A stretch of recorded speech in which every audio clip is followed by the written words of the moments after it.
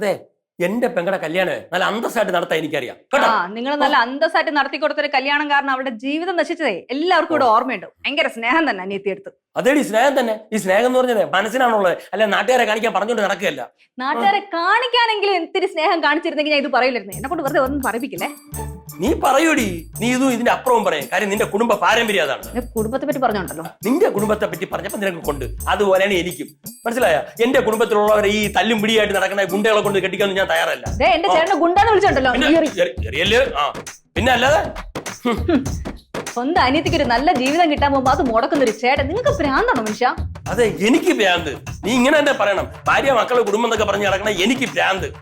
ഭാര്യ മക്കൾ എന്നുള്ളത് മാറ്റി വെച്ചിട്ട് ഇടയ്ക്ക് അമ്മ പെങ്ങളെന്നും കൂടെ ചിന്തിക്കണം. അമ്മ പെങ്ങൾ എന്നുള്ള ചിന്തയൊക്കെ എനിക്കുണ്ട്. മനസ്സിലായ? നിനക്ക് മാത്രമേ ഉള്ളൂ കുടുംബം. അനിയത്തിക്ക് ഒരു നല്ല ജീവിതം കിട്ടുമ്പോ മുടക്കുന്നൊരു ചേട്ടൻ. ദൈവമേ, ചിന്നുവിന് ഇതുപോലത്തെ ചേട്ടൻ എവിടെ നിന്ന് കിട്ടിയോ? അല്ല ആരും മുടക്കണ്. അവളുടെ കാര്യമൊക്കെ ഭംഗിയായിട്ട് നോക്കുന്നുണ്ട്. എനിക്കറിയാം നല്ല ചെറുക്കനെ കൊണ്ട് കണ്ടുപിടിക്കാനൊക്കെ. ഇത്രയും കാലം ഒന്നും ചെയ്തില്ല. രണ്ട് ആലോചന രണ്ടും ഒരുമിച്ച് കൊടുക്കുന്നു. എല്ലാത്തിനും ഓരോ സമയമുണ്ട്. ഇത്രയും കാലം ആയില്ലേലും കുഴപ്പമില്ല. എല്ലാത്തിനും സമയം.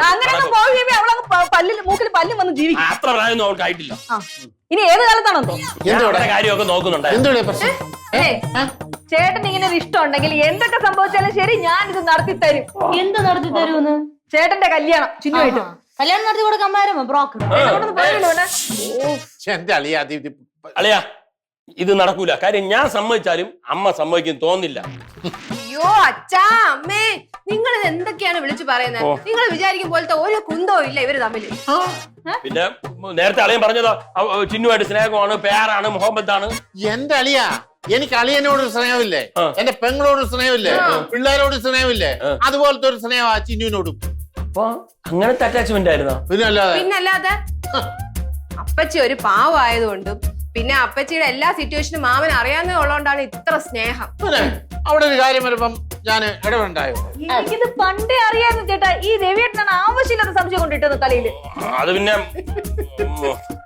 എനിക്ക് സംശയം തോന്നിയിരുന്നു. അല്ല അത് ന്യായമായ സംശയം അളിയനെ തോന്നിക്കാണ്. കാരണം ഞാനും ചിന്നും കൂടെ അളിയനെ വട്ടക്കിറക്കാൻ വേണ്ടി ഒരുപാട് നാടകം കളിച്ചിട്ടുണ്ട്. എന്നാലും അച്ഛ എന്റെ മാമനെങ്ങനെ സംശയിച്ചല്ല. മണിക്കുട്ടാ സോറി മണിക്കുട്ട. അല്ല ഇനിയിപ്പോ സോറി പറഞ്ഞോണ്ട് എന്തുവാ കാര്യം? എന്റെ അളിയ അവിടെ കാര്യത്തിൽ എനിക്ക് ഉത്തരവാദിത്വമുണ്ട്. ഉണ്ട് അത് തന്നെ. ഞാൻ ഒരു കാര്യം പറയട്ടോ, നമുക്ക് എത്രയും പെട്ടെന്ന് നല്ലൊരു ചെറുക്കനെ കണ്ടുപിടിച്ച് അവളുടെ കല്യാണം ഉടനെ നടത്താം. അല്ലിപ്പം നല്ലൊരു ചെറുക്കൻ വന്നിട്ടുണ്ടല്ലോ, രാമൻ. അതന്നെ. അയ്യോ അത് ശരിയാവില്ല. അവ ഒരു ഉടായിപ്പാണെന്ന്. അത് ശരിയാവില്ല. അല്ലല്ലേ ഉടായിപ്പൊന്നുമല്ല. ഉടായിപ്പൊന്നുമല്ല. ചേട്ടന്റെ അമ്മ നല്ലോണം പറഞ്ഞേക്കാം. പിന്നെ അളിയന്റെ അമ്മ തന്നെ നല്ല പയ്യനാന്ന് പറഞ്ഞു. അതേതായാലും എന്തായാലും നമുക്ക് അവനെ കുറിച്ചൊന്ന് അന്വേഷിക്കാം. അയ്യോ മണിക്കൂട്ട അന്വേഷിക്കാൻ ഒന്നുമില്ല. അവനെ കൊച്ചുനാളിന് മുമ്പേ എനിക്ക് അല്ല അങ്ങനെ ഒന്നും പറഞ്ഞാൽ ശരിയാകത്തില്ല. ഞാൻ ചിന്നുവിന് വാക്ക് കൊടുത്താ നാളെ അവൻ ഇങ്ങോട്ട് വരുന്നുണ്ട്. ആര് പറഞ്ഞു? ഞാൻ ഫോൺ വിളിച്ചു. അതിന്റെ ആവശ്യം ഉണ്ടായിരുന്നു. ആവശ്യമുണ്ടല്ലേ? ഇതെന്താ അളിയനിങ്ങനെ? അവനോട് എന്തോ ഒരു വൈരാഗ്യം പോയി. അതൊന്നുമില്ല. കഴിഞ്ഞ 4-5 ദിവസമായിട്ട് ഞാൻ ഇത് തന്നെയാണ് ചോദിച്ചോണ്ടിരിക്കുന്നത്. പക്ഷെ വാ തുറന്നൊന്നും പറയുന്നു. ഞങ്ങൾ ചോദിച്ചിട്ട് അച്ഛ കാര്യം പറ. ഒന്നുമില്ലെന്ന് പറഞ്ഞില്ലേ? ഒന്നുമില്ലെന്ന്. അല്ല പോയാലോ? അവര് തമ്മിൽ എന്തോ കാര്യമായിട്ടുള്ള പ്രശ്നമുണ്ട്. ഞാൻ എത്ര പ്രാവശ്യം ചോദിച്ചെന്നറിയോ? പറയണില്ല. വരട്ടെ പെങ്ങളെ, നമുക്കേ അവൻ വരട്ടെ, നമുക്ക് കണ്ടുപിടിക്കാം. അല്ല നിനക്ക് എന്നോട് അത്ര ഇഷ്ടമായിരുന്നു? ഇഷ്ടം കൊള്ളാം. ഞങ്ങളെക്കാളും ഇഷ്ടമാണ് മാമനോട്. അതൊക്കെ അത്രേ ഉള്ളൂ. എന്റെ കൂടപ്പിറപ്പ് കഴിഞ്ഞിട്ടേ ഉള്ളൂ ലോകത്തിൽ എനിക്ക് വേറെ ആരും.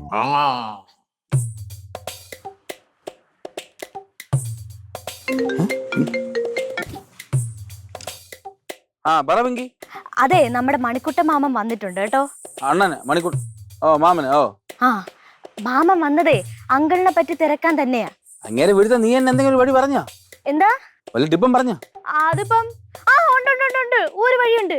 അതെ മാമന് കളരിന്ന് പറഞ്ഞു കഴിഞ്ഞാ ഭയങ്കര വീക്ക്നെസ്സാ. നീ ഒരു കാര്യം ചെയ്യ്, നീ കളരിയൊക്കെ അറിയാൻ തട്ടി വിട്ടോ. കളരിയും കറിയാട്ടൊക്കെ അറിയാന്ന് പറ. ഇത് പണിയാവൂ. എന്തിനു പേടിക്കണേ? ഈ പിങ്കയല്ലേ ഇവിടെ ഉള്ളത്, പേടിക്കൊന്നും വേണ്ട. ഞാനേ ഇങ്ങനെ ഓരോ ടിപ്സ് ഇടയ്ക്കിടയ്ക്ക് പറഞ്ഞു തരാം. അത് കേട്ട് അതുപോലെ അങ്ങ് ചെയ്താൽ മതി. പിന്നെ ഇതൊക്കെ റിസ്ക് ഉള്ള പരിപാടിയാണ്. അപ്പൊ എനിക്ക് കമ്മീഷൻ വേണം, അറിയാലോ, ഞാൻ നേരത്തെ പറഞ്ഞല്ലോ.